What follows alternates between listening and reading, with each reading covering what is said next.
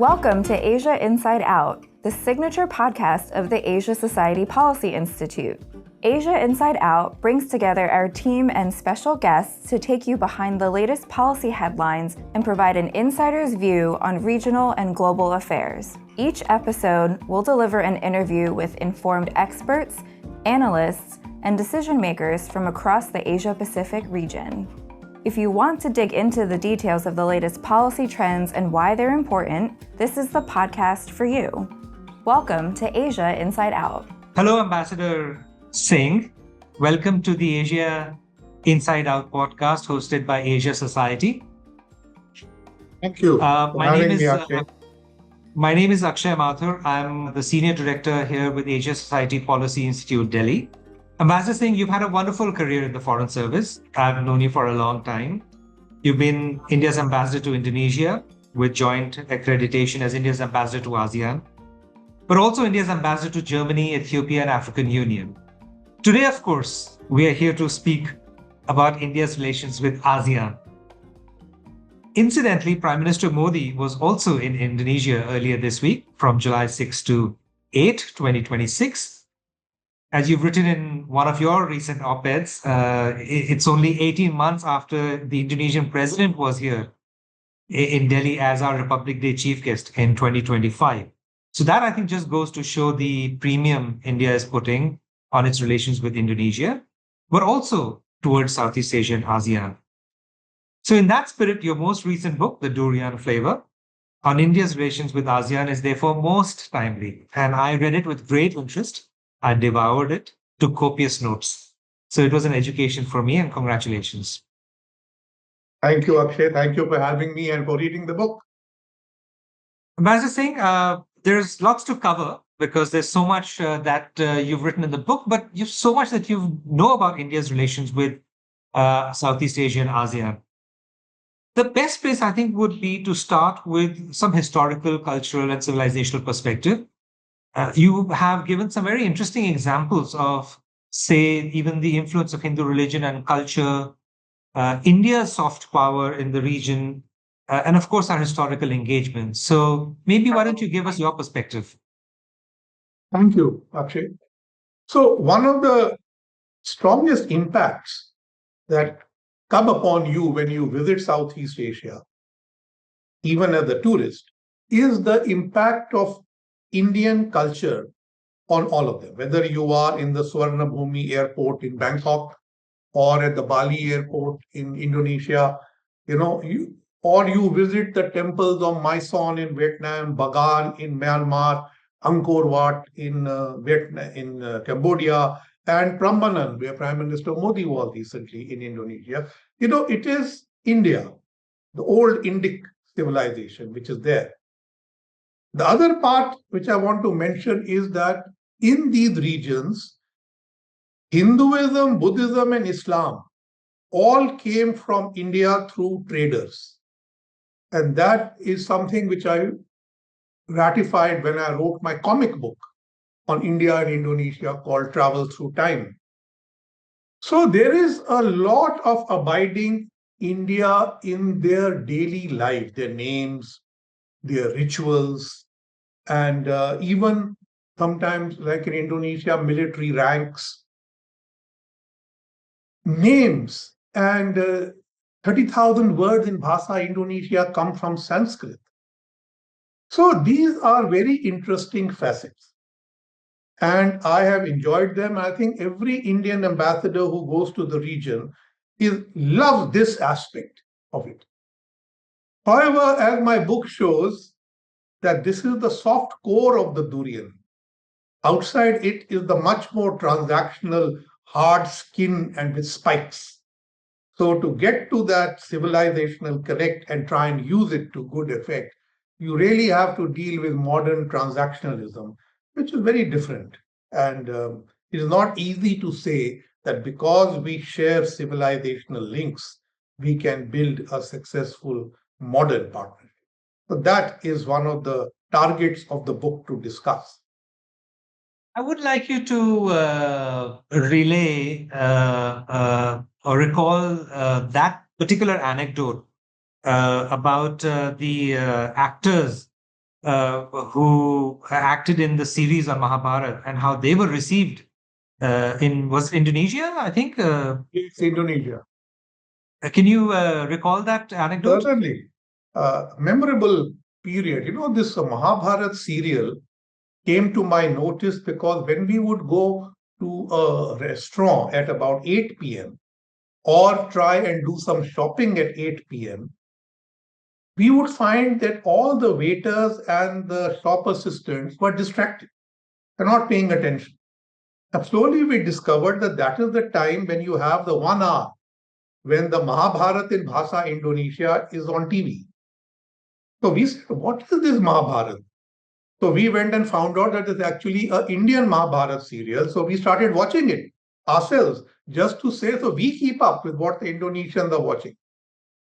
Now, these stars of Mahabharata became so popular that all of them actually came to Indonesia and started living there on contract with the channel, which would then do other programs with them, building on their popularity. So I realized how popular these people were. And I also remember that when we had the first International Day of Yoga in June 2015, it was a big challenge. We had never done this before. To get Indonesians who are essentially Muslim to come early morning to celebrate yoga during Ramadan, when it is their time to do the sehri, was a big challenge. So we advertised that come and meet the Pandavas, Krishna and Karna, and do yoga with them. So they were on the days with us doing yoga, and we had a huge house full. So that showed how the Mahabharata in this case was very engaging to the people of Indonesia, and we could channel that, as I said, to develop other soft power aspects. Not so easy to develop hard power aspect. The soft power aspect, yes. So I think these were some of the things that I saw during my time there, which really held up in good stead. You've also mentioned that I mean, it's one thing to talk about India's religious texts and scriptures and their influence, and then of course there's always more contemporary aspects like Bollywood, and you mentioned that India's International Film Festival, etc., is taking place in Singapore, Malaysia, Thailand, and there's also a most recent movie called Love in Vietnam, which I also was very surprised to see. But looks like some of that affinity as part of soft culture is concerned is also moving into more contemporary mediums and contemporary storylines. Indeed. Like Switzerland and the UK benefited a lot from associating themselves with Bollywood. I think Malaysia, Singapore, and Thailand, and now Vietnam, are also linking up with Bollywood to garner more tourism. So that is why they supported the holding of the India Film Festival or shooting of movies. So they become known when they appear in big movies. However, Indonesia has not done that, even though they are a big destination for tourists in Bali. At the same time, there is a great amount of appreciation for Indian Bollywood music. In fact, the president of Indonesia was saying to Prime Minister Modi in a public speech that all his ministers and generals like to sing Kuch Kuch Hota Hai. So my response to that only was that Kuch Kuch Hota Hai is very popular, I know, but it's a 1998 movie. In 2026, you need new songs to sing. So have we somewhere in our relationship with ASEAN not have new songs in common? And that question still is in my mind. So, as you've said, soft power is important, but it's only limited. It needs to that does not easily and always translate into the hard power and modern day transactionalism. So let's talk into other aspects of IR, so to speak. But before we do that, we want to start by understanding ASEAN. You've written in the a lot about ASEAN Regional Forum versus ASEAN Secretariat versus the East Asia Summit versus the ASEAN Defense Ministers Ministerial And these are just so. Why don't you give us a perspective on some of these ASEAN institutional mechanisms? What's working, what's not working, and then I also want to talk a little bit about ASEAN centrality. Thank you. So let's take the ASEAN Secretariat first. ASEAN as an institution is not secretariat led. It is led by the chair of the year. Now, whereas if you look at the European Union or even the African Union, they are largely led by the secretariat. I mean, if you look at the European Union, you will think of Ursula von der Leyen and the former Portuguese Prime Minister as the two leaders. Whereas in the case of the African Union, the chairperson of the African Union Commission, who's there for 4 years, is considered the leader. There are annual presidents. In, I think, EU, it is every 6 months, who are there, but they are not the operative people. ASEAN runs differently. Here, every chair which comes for a year undertakes its own initiatives and essentially performs secretariat functions. The ASEAN Secretariat is not a guiding force of ASEAN. And therefore, their Secretary General is not even speaking at ASEAN summits. So that is one major difference. I have recommended in my book that the ASEAN Secretariat should be given a greater role for managing and continuity purposes. Second thing, you asked me about these institutions and you wanted to actually talk about centrality. But these are the instruments of centrality. When ASEAN was created and slowly became bigger, so the 10th country, Cambodia, joins ASEAN in 1999. And the 11th country joins now, 2025, Timor-Leste. But these countries always wanted to be central. So they had created a treaty of amity and cooperation, which now over 100 countries have signed, which basically say there will be peace in our region. And if you want to have disputes talked about, ASEAN will provide you the avenues for that. So avenues were provided by ASEAN, first by the ASEAN Regional Forum. That is the earliest, 1994. That is even before the CLMV joined ASEAN. Because Vietnam only joined in 95, Myanmar and Laos in 97, and Cambodia, as I said, 99. So ARF actually is formed before. And ARF includes ASEAN, it includes dialogue partners, and it includes peripheral countries like Mongolia, North Korea, Pakistan, Sri Lanka, Bangladesh. Ultimately, with all expansion, the ARF becomes an institution of 27 members. Now that ultimately ASEAN finds is too much. So this is never replicated. Secondly, ARF is only a ministerial forum or a senior official. There is no summit. Beyond this, there is the East Asia Summit. Now that was formed in 2005, in which India entered as a charter member. That originally had the ASEAN 10 and 6 members, China, Japan, Korea, India, Australia, New Zealand. And later in 2011, the United States and Russia were added to give it political heft. So that became the leading political summit in Asia. And it was an ASEAN-centric body. Later, creating the summit, they later added a ministerial segment, senior official segment, and now an ambassador segment. And the next one was the ASEAN Defense Ministers meeting. That meeting existed from almost the beginning, like the ASEAN Economic Ministers meeting. But then they started calling the partners. So that is when it becomes plus, ADMM plus, AEM plus. And the last of the ASEAN-centric bodies is the extended ASEAN Maritime Forum. But that is the weakest. It hardly meets regularly. Even all ASEAN countries don't have an interest in it.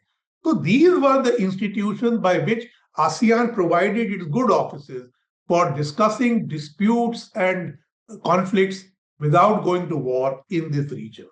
And that more or less, at least I think your assessment is that ASEAN Regional Forum has gradually diminished in its relevance. ASEAN Secretariat has somewhat gradually become a little bit more important, but it is not like the EU. And the East Asia Summit has increased in its relevance, particularly because of the presence of the United States and other major powers. Would that be the Yeah, right characterization? Okay. correct. Yeah, correct. So then, the question of ASEAN centrality, particularly for those of us in sort of foreign affairs, understand that this comes up quite frequently, particularly in ASEAN, but all of us who want to study ASEAN or want to engage with ASEAN. You put three questions in the book about ASEAN. Is it a doctrine? Mm. Is it a leadership? ASEAN centrality, is it a doctrine? Is it just leadership guidelines, or is it actually a convening power? So uh, I believe that you've surveyed lots of senior officials, and what is the answer? What answer did you get to that question? So I think if I understand ASEAN people correctly, they would have preferred to be the leader. And that is why they are very keen at having these institutions to be ASEAN centric. And they don't even want a co-chair. They only want themselves to be. But I think the reality is more that they are a convening power. They call the meeting and people go and say what they like. So the ARF has basically now boiled down to a bashed North Korea institution, because that's the only institution in the whole of Asia where North Korea is a member. And the South China Sea, when it first became an issue around 2012, China's preference was to deal with it at ARF and leave it there, because ARF has no summit. But the Americans and others were not willing to leave it, so they would bring it to the East Asia Summit. And that is where the dichotomy started. And ASEAN now did not know how to deal with this. So South China Sea has now dominated the proceedings in this region, at least since 2012. So that's one of the things you have also spoken about in the past, as well as in your book, that, of course, the influence of China is one of the things that impinges on ASEAN centrality, or perhaps all the discussions that take place. There are three others that I think you mentioned. If I have to sort of summarize your assessment, the three others are: one is the instability in Myanmar. The third one is just general ASEAN's neutral positions on global affairs, such as Ukraine. And the fourth one is just ASEAN being inefficient and slow in its own objectives. So what did you mean? Myanmar, I suppose, is a little bit more straightforward, but I was surprised that it continues to remain an issue to ASEAN centrality. But can you explain these other three aspects beyond China, Myanmar, efficiency, and neutrality? ASEAN centrality is a function of perceived strength of ASEAN. And comes from ASEAN unity. So normally the terminology is that we support ASEAN unity and centrality. The point is, how much does ASEAN support? That is the question in 2026. Now, when you say, so I think before the centrality is damaged, it is the unity which falls apart. The unity falls apart because they have this doctrine that you will not interfere in each other's internal affairs. So Myanmar calls them out and they say, no, but if we don't tell you, the world will tell you. So, but they don't have much leverage over Myanmar. In 2000, when Myanmar joined in 1997, their first opportunity to host the summit, I think, was in 2006 or 7. But they were persuaded to withdraw because they did not have their democracy in place. In 2014, when India's Act East policy is announced, that is the only time Myanmar actually hosted ASEAN and EAS, because at that time they were fairly democratic in their outlook. But this time around, I think last year when it was their turn, they were not allowed to hold an ASEAN summit. That is about the only leverage that ASEAN seems to have. Earlier, Myanmar used to be perturbed if they were excluded from ASEAN portals. Now they don't seem to care. That is another problem. So Myanmar is an internal problem, but some of the partners of ASEAN look at it differently. the Japanese, the Australians, and some others want harsher action against Myanmar. India, China, and a few others, we see it as a neighboring problem, which needs to be sorted out without coercion because there are problems there. So Myanmar is one real tumultuous issue. The second issue is that on modern crisis, whether it's Ukraine or it is Gaza or it is Iran, there is no consensus in ASEAN. And ASEAN is a consensus-based organization, which means there's no unity. So as a result, they're all adopting different positions, where how they vote in the UN is different, what they say is different. There is no common ASEAN statement except on concern with the issues which bedevil them. But otherwise, they all do differently. Like if you see the Board of Peace in Gaza, Indonesia joined it, Malaysia did not. If you see the Iran Khamenei funeral, Indonesia did not go. Now there's pressure on them, so maybe before the funeral concludes, the foreign minister may actually go, but they didn't go in the first instance. So each country is now adopting their own position. And this is busting their unity. But the biggest buster of the unity is China. Because there many countries feel, see, all the ASEAN countries have a very warm embrace of China economically. And they would prefer not to ruffle that. But when China occupies your islands and enters your EEZ, you react. But here there's no unified reaction. Vietnam up to a point and Philippines now have adopted a more aggressive approach. The Malaysians and the Brunei have adopted an ostrich approach. The problem doesn't exist. Indonesians always believed they were not part of the problem till the Chinese came into their EEZ in the Natuna Sea and they became part of the problem. The other 5 countries think it is not their problem. So why are we ganging up with you? So they are kind of agreeing with China of the pre-2017 period, saying it's a bilateral problem. But ASEAN always says, no, you talk to us and develop a code of conduct.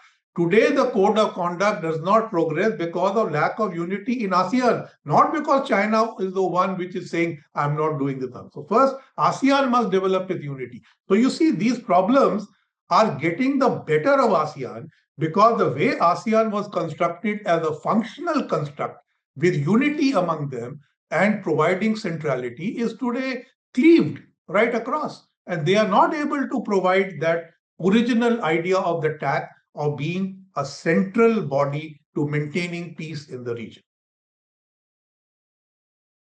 Perhaps this is a good time then to bring in India's foreign policy towards Southeast Asian ASEAN, because you've said you have made, I think, a distinction that India in that sense is clear that we deal with ASEAN and take ASEAN centrality as a core principle. Is that correct? And so is that different from the way some of the other countries are engaging with ASEAN? I think all the dialogue partners of ASEAN, and there are 10 of them, I think now 11 because the UK has been given dialogue partner status. Can we just run through some of the dialogue, just for the sake of the audience, we can run through some of the dialogue partners with ASEAN. Certainly. So first was Japan, Korea, and ASEAN, and Australia. This was the original early 4. And then came India, 5. It became the EU, 6. New Zealand, 7. And I think Canada, if I'm not wrong, and United States and Russia. And now the United Kingdom. But while they are all dialogue partners, they all participate in the ASEAN +1 ministers meeting. But all these countries don't have a summit with ASEAN. That only, I think, 7 have. So there is a ASEAN +3 summit with Japan, Korea, and China. India has, but the US and Russia, Australia, they don't have annual summits. They only do commemorative summits. And UK is not in that boat yet. So yes, there are 7 of us who have these summits, and we are the dialogue partners. Now, these dialogue partners invariably will say that we support ASEAN unity and centrality. But they don't say we will create it.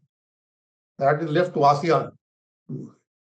So even if you see the Quad Summit statements, I think at India's behest, we have said this consistently, that we support ASEAN's unity and centrality. And more recently, when Prime Minister Takeichi was in India, you see that statement. India-Japan statement also says we support ASEAN. So I don't know whether we say it because it is diminishing and we need to resurrect it, or it is certainly a way of wooing ASEAN. Because after all, when you are working on an Indo-Pacific policy, working with ASEAN is one of the most important things. Otherwise, your Indo-Pacific policies don't work. So that is, I think, the strategy behind it. And so let's take maybe a deeper look at the Look East policy and the Act East policy. There's sort of the two defining, I suppose, policies that India has had, or the most clearly articulated policies that India has had towards ASEAN. You have indicated that, of course, India's some of the actions that are part of these policies predate the announcement of the policy itself. And some of the things that India has been doing with ASEAN in practice were long established before the policies were announced. Nonetheless, I would like you to characterize how India is perceived in ASEAN, and particularly with the announcement or with the implementation of these two policies, the Look East policy in the early 90s and the Act East policy after Prime Minister Modi took power in 2014. In my book, I bring out how there were some missed opportunities for India to associate with ASEAN. The engagement should have been economic, but it fell through because of strategic problem. First, India was perceived as being pro-Soviet, and secondly, India's support of the Heng Samrin regime in Cambodia, which nevertheless later became a member of ASEAN. But in those days, in 1980, it was a big strategic cleavage. Now, when India launched its liberalization in 1991, around 1992, we started acting Look East, announcing it around 1994 in a speech. There was no formal announcement of a Look East policy. It is derived from various statements. But essentially, that policy looked at East Asia, particularly Japan, Korea, Taiwan, Hong Kong, and Singapore, to get more ODA and investment into India so that we could balance our books and become a more thriving open economy. I was in Japan at that time, so I was very happy that we were now in focus. Come to 2014, when Prime Minister Modi announces the Act East policy, and I'm ambassador to ASEAN. So I think there I had the benefit that now ASEAN was the focus of the Act East policy. And it expanded the economic outlook of the Look East policy into a 3-pillar engagement with ASEAN, which is actually a response to the ASEAN pillars, which were actually announced in 2015, but we were ready for them. The security, defense pillar, the economic pillar, and the socio-cultural pillar. So the Act East policy is more fulsome and engages more fulsomely. And that, I think, has been the success. But I think Act East policy also has a huge amount of flexibility in building. So Indian Ocean, Indo-Pacific, Mahasagar, all these are important ingredients of the thing. So in my recent writings, I've said Act East policy 2026. India will contribute to upholding the Indo-Pacific, even if the interest of others diminishes. Is because and the Japanese agree with that, because after all, we are the two ends of it. And for us, it is an unchanging geographic reality. We can't say we are pivoting to the Indo-Pacific. We are the Indo-Pacific. So I think that is where we have an issue. Before you go on too much into Indo-Pacific, and I want to come to that, I was curious to learn a little bit more about how Singapore has been such an ardent supporter of in bringing India or supporting India's relations in ASEAN. And you also have been critical of Malaysia's historic practice or historic position. I don't know if that's Malaysia's current position, but historically, it seems like Singapore was one of our champions in the region. Is that correct? And maybe you can tell us a little bit more about that. Singapore had a very successful bilateral engagement with India.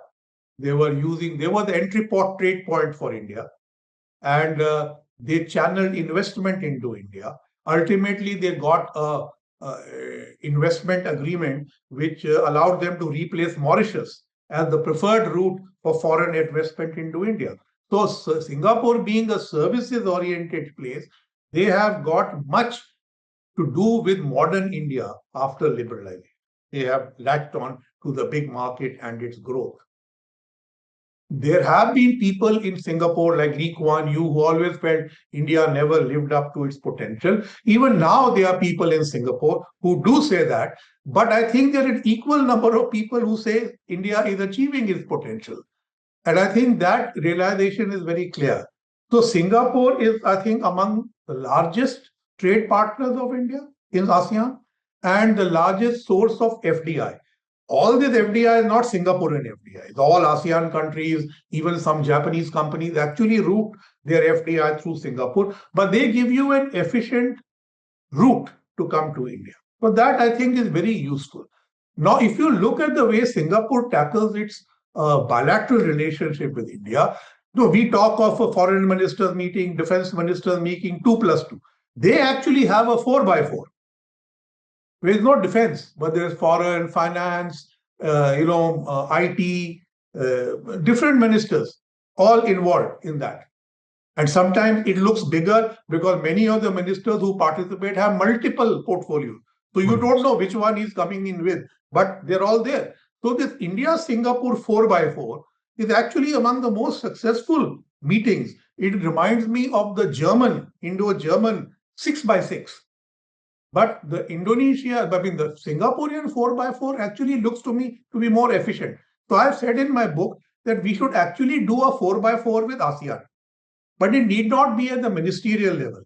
It can be at senior official level because we already have so many ministerial level meetings with ASEAN. It's very difficult to run ASEAN consensus on every issue.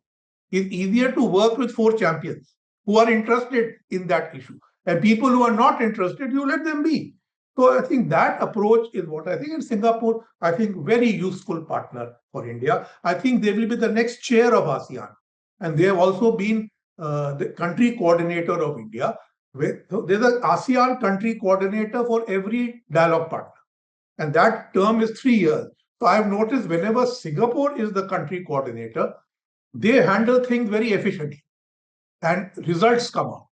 So that I think makes Singapore a valuable partner as it is and within ASEAN certainly.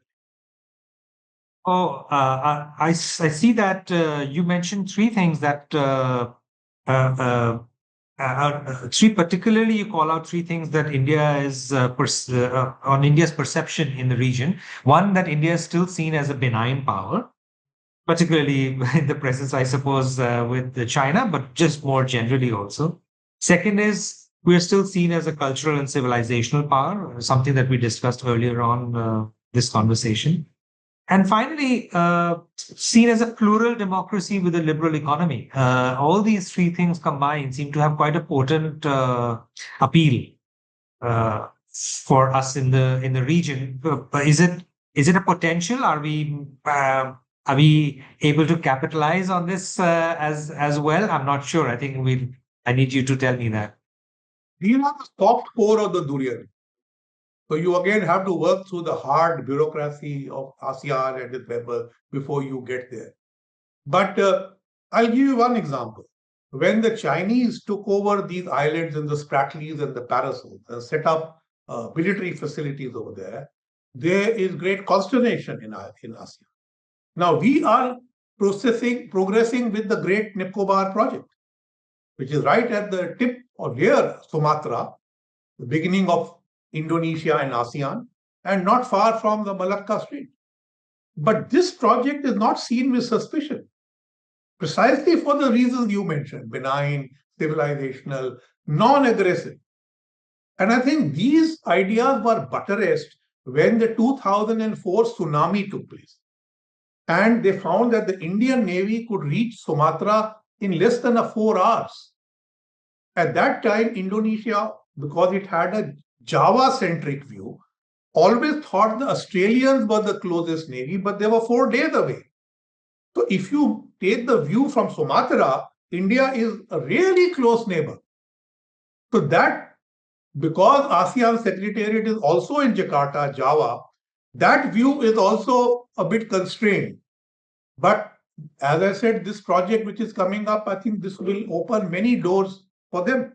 Well, you mentioned one on defense, and I want to maybe double click on the defense and then also talk because yeah, you've said it a few times now that we're still the soft core of the durian fruit, but we are now there are a couple of things which are the hardcore, which is defense. Obviously, couldn't get harder than that, and the defense diplomacy has seemed to have made some inroads in Southeast Asia.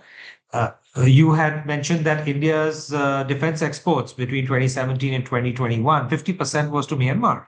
So concentrated at one country, because we were providing them with air defense support, some coastal surveillance, also provided a submarine. But then you've also talked about, with Vietnam, we have given patrol boats, and including an INS frigate. With Philippines, we have defense with BrahMos. And more lately, with Indonesia, there are some indications that perhaps we might have also be able to sell our missile systems. I'm not sure. What did you make of the most recent visit in terms of defense? Did you get a solid indicator if India's defense exposed to Indonesia may crystallize? I think the agreement now that BrahMos 2 batteries would be exported to Indonesia. And there's also an interest in the Astra air-to-air missiles. These are largely to be married to this Sukhoi fleet of the Air Force, which is what India also has. And the problem which Indonesia seems to have is budgetary. So they want budgetary support. I think that will be worked out. And Indonesia also wants beneficiation. So they want that if you're buying something, you should also do some local manufacturing in there. This is what we also want. So I guess if they buy enough, we could do that. But with the Philippines, it's been an outright deal. They didn't ask for monetary support. They didn't ask for beneficiation. Vietnam has been a different story. They were our best strategic partner. They have been talking about the BrahMos for the longest time. But every time the issue comes up, they balk. And then they will always bring the money angle. I mean, your GDP is much larger than India's. Why do you keep asking us for money? This is one core problem in ASEAN. They think that we are a very rich country, but if you compare the GDP, 6 of them have a higher GDP than us. So it's futile trying to subsidize them, no? So that is something that we need to work out. And then you've also, let's discuss also a little bit about the FTAs. You've been, I think you've said that we initially, the way we probably negotiated our FTA was not optimal. The way India negotiated the FTA and goods was not optimal. And then subsequently, ASEAN has not been very forthcoming, and they've been dragging their feet at our request to review the FTA. And you called it the touchstone of confidence building, this particular FTA and goods. So do you have hopes that the FTA and goods, the review of our FTA and goods is going to pick up steam? So, no, when we talk about trust, the trust is impeded by the hard shell of the durian. If you break through it, then the civilizational goodwill kicks in. So when the ASEAN ministers and all come and talk to us about trust, I have to often tell them, for us, the trust is how you implement the ITGA, ASEAN India Trade and Goods Agreement. That is trust. Don't tell me about other trusts. First, show me trust on this one. But that is one of the big cleavages between India and ASEAN. Now, when we negotiated this FTA, somehow for some reason we let the services and investment lag. Whereas our main interest was in those and ASEAN interest was in goods. We should have negotiated one FTA, which we didn't. So we got the goods first, services and investment came much later and were not implemented with sincerity. The goods led to a huge expansion of trade, but also a consequent expansion of India's deficit with IMF. But this deficit is partly because of large amount of consumer goods coming in, but that alone doesn't make the deficit. Deficit is basically because we buy a huge amount of coal and palm oil, without which our domestic industry doesn't run. So that growth of Indian industry is based on these imports.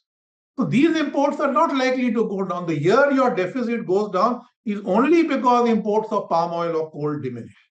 So you need to say this is not such a sophisticated argument.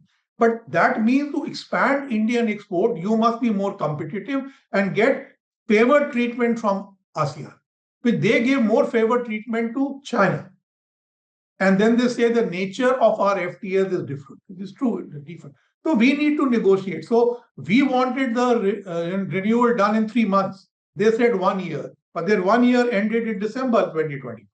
And now we are in July and still nowhere near it. Partly, I think India does not focus enough. We are too focused on the West.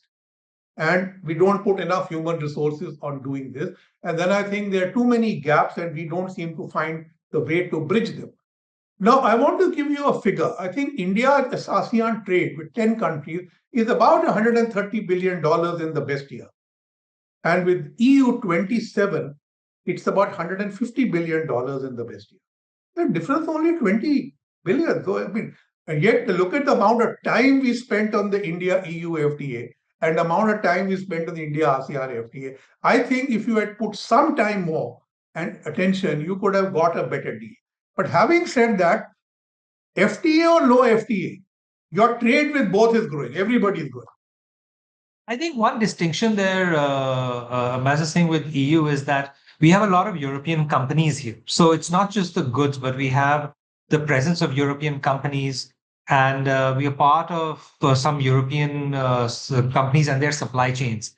Whereas in the case of ASEAN, we don't have, ASEAN themselves don't have these large multinationals as OECD countries and the West typically does. And so... That is true. So ASEAN is a part initially of Japanese supply chain. Exactly. And then Chinese supply chain. Exactly. But we have not built it up with either China or Japan or ASEAN. And that is the reason we are isolated. In fact, you had mentioned somewhere that the ASEAN-India Business Council also played a suboptimal role. And the ASEAN industries champions also never visited India to woo us. Whereas in the case of, say, Europe, for what it's worth, the Europeans are always visiting India to woo India. So I think I can give you an example. When Prime Minister Modi went to Indonesia, very successful visit, but there is no CEO's meeting. And you keep saying this is my biggest trading partner, and there is no CEO's meeting. So that B2B connect is missing. The moment he lands in Australia, there's a CEO's meeting. So that is other than Singapore, Indian CEOs do not have a good engagement with ASEAN. This is more surprising because if you do economic history, Tata's, etc., was so active in Southeast Asia and Singapore, Malaysia. His Tata International has case studies on the work that they have done in the region. So I think what that does is also then put it makes it clear what our challenges are also with the region where we need to develop.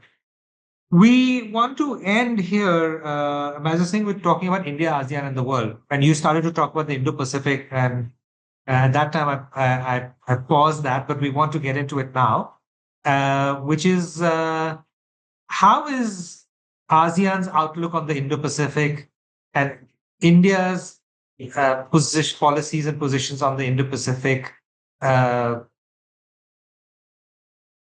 uh, meeting each other? Are they congruent?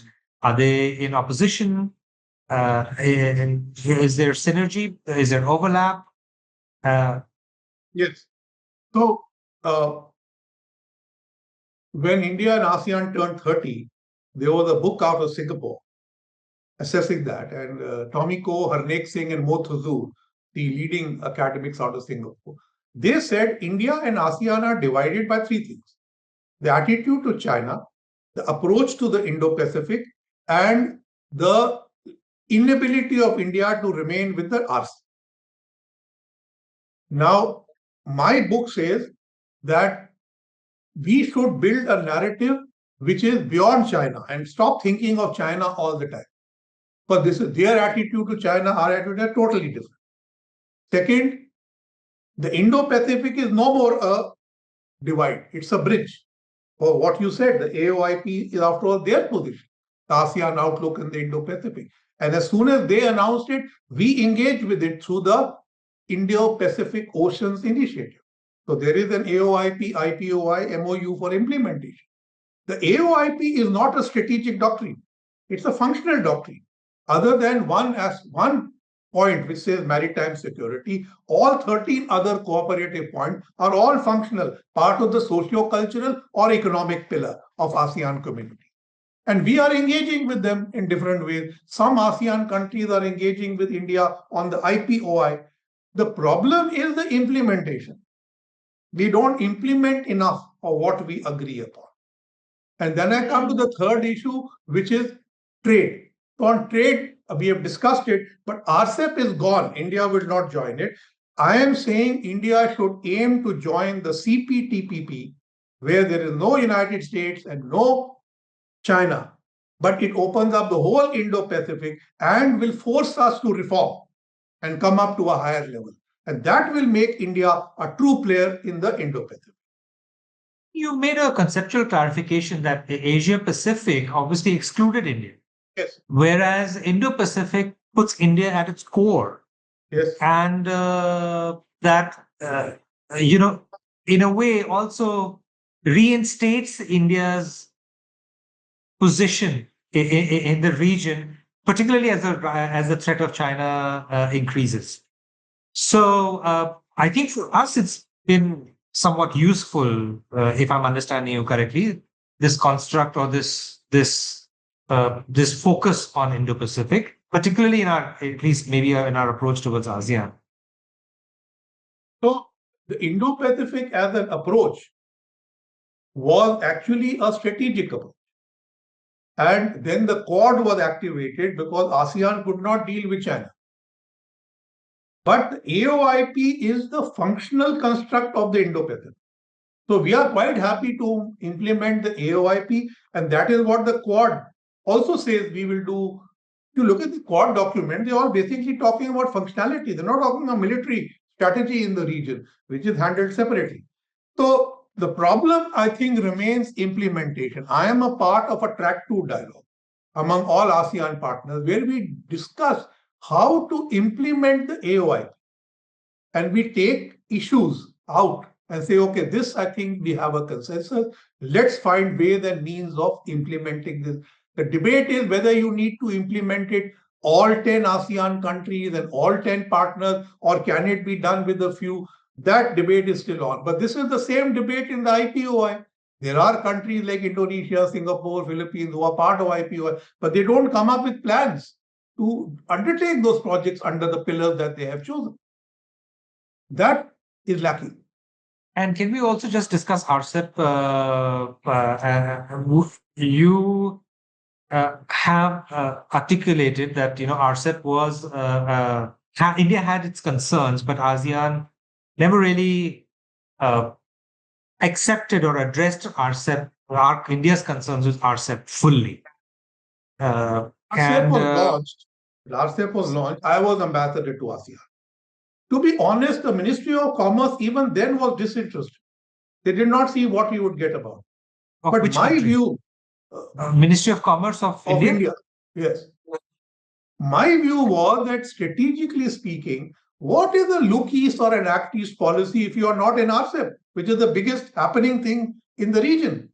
So my point was accepted and we did join. I thought in 5 years of negotiation, Indian industry would become more competitive. But instead of becoming more competitive and using the IT gap better, they have only become more protectionist. And that has harmed our approach to RCEP. Now, yes, I have in my book highlighted how many mistakes ASEAN made. And they did not understand what is happening in India, partly stemming from a lack of B2B connect. They didn't understand each other. And they just kept thinking the government will do it. But in India, the government would only do what the business was ready to do. And that is where the problem came up. But again, strategically, I'm saying RCEP era is gone. I don't think RCEP is going to meet its targets because the cherry on the cake was the Indian market, which is not there now. Nobody wants to say it, but I don't think RCEP is working because it's a China domination effort. It's not giving you extra market in India. But a CPTPP could insulate you from these market forces, but it will force you to reform. So strategically speaking, I think India should move there because after all, our objection is China. And there's no China in CPTPP. I can assure you that even though China has applied, if India was to apply, China would never be admitted to CPTPP. That is the strategic reality of the Indo-Pacific today. Great. So, with that, you have a line at the end of the book that says, our future with ASEAN and how we should think about it is that we should have a modern partnership which is free from China's shadow. I think everything that we've discussed today falls within this maxim quite clearly. I don't know if we have an optimal relationship. We're underperforming. We're certainly not overperforming. So perhaps slightly suboptimal is the sense I'm getting from you, that our relations with ASEAN is slightly suboptimal, but all of it achievable and achievable within short durations. And you're seeing like green shoots everywhere, including with specific countries like whether it's Singapore or you're seeing or in defense, in the case of Philippines or maritime security. So I think what remains to be seen is that if the changes in India, ASEAN, and the world really allow us to build the kind of relationship that we really want to build. I think with that, I think we've covered a whole range of issues beyond, much beyond what I had asked you to commit to me for this particular podcast. But you should know that for Asia Society, particularly for the Asia Society Policy Institute, of course, we are focused on Asia, but Southeast Asia is of great importance. We are trying to build our expertise and our understanding. And sitting here in Delhi, certainly would want to continue to leverage your expertise and understanding, so we are better informed and can also, write on issues and speak on issues which are far more complicated than press releases seem to suggest. So with that, Ambassador Singh, thank you very much for joining me today for this podcast. Thank you, Akshay. It's been a pleasure talking to you and are trying to answer all your very precise questions. Thank you for having me.